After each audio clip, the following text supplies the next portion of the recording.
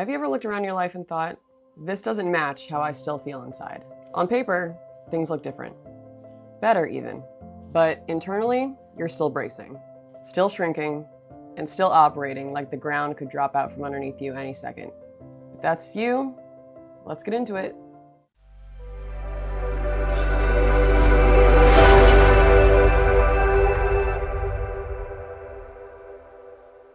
Welcome back to Rebuilt Different. I'm Epiphany Page. And today we're talking about what happens when your life changes faster than your identity. When something external shifts, but internally, you're still operating from an older version of yourself. Sometimes this is subtle, and if you don't understand it, it can quietly mess with your relationships, your confidence, and the way you show up in your life. Big changes don't just rearrange your schedule. They disrupt your sense of self. You might have a new role, a new routine, a new body, a new relationship, but your internal compass hasn't recalibrated yet. So instead of feeling grounded, you feel disoriented. Not because something's wrong, but because something familiar is gone. This definitely hit me hard when I stopped competing. My entire life up until that point had revolved around practice, the gym, my team, and school. There was structure, there was identity, and there was also just a built-in sense of belonging. And then suddenly, it was over. I wasn't going to practice anymore. My days weren't centered around teammates or seasons or school. Then all of a sudden I had a full-time job and a completely different rhythm.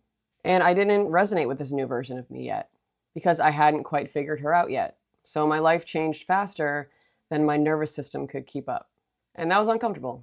I had to grieve a version of myself that felt known, the one who had a role, and the one who belonged somewhere without trying. And nobody ever prepares you for that kind of loss, especially when that transition is supposed to be normal or the next step. Identity doesn't just shut off because your circumstances change. Your body still expects the old routine because your confidence was built inside a context that no longer exists. So you're not just adjusting, you're letting go and building something new at the same time. And sometimes those two things overlap for a while. And I think this happens to people all the time. A promotion that puts you in rooms that you're not used to, an injury or an illness that changes how you relate to your body, weight loss that changes how others see you externally before you've caught up internally, or even leaving a job or role that once defined you.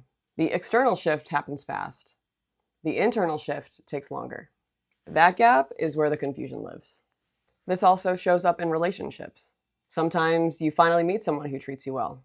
They're consistent, respectful, they show up, and instead of relaxing, your body braces.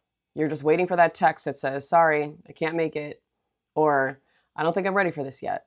But when that text doesn't come, when they actually show up, your system doesn't know what to do with it. Sometimes you're not waiting for something bad to happen. Sometimes you're just waiting for what always used to happen. So you start scanning, you start overthinking, second guessing, not because something is wrong, but because safety's unfamiliar. Because when you're so used to chaos, calm can feel oddly suspicious.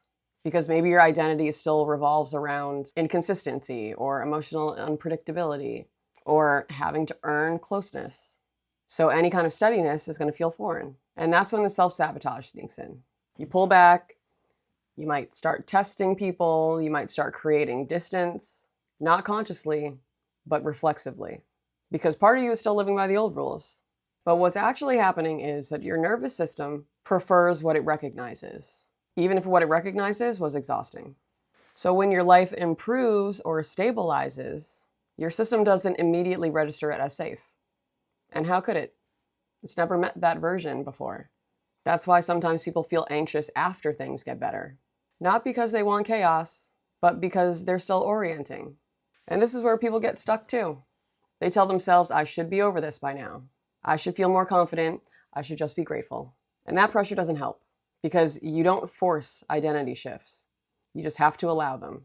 So instead of asking what's wrong with me, ask what part of me am I still having to let go of?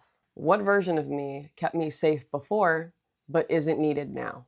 Because growth isn't always about becoming something new. Sometimes it's about mourning who you were while you step into who you're becoming.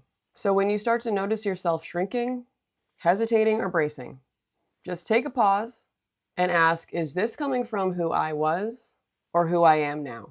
Then make one small choice that aligns with now. Not a reinvention, not a leap, just a step.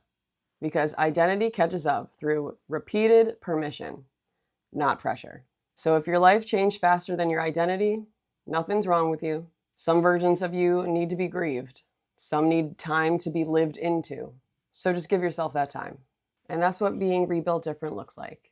Okay, guys, that's another episode of Rebuild Different. If this episode resonated for you, share it with someone who's doing better than they might feel inside right now. And I'll see you guys next week.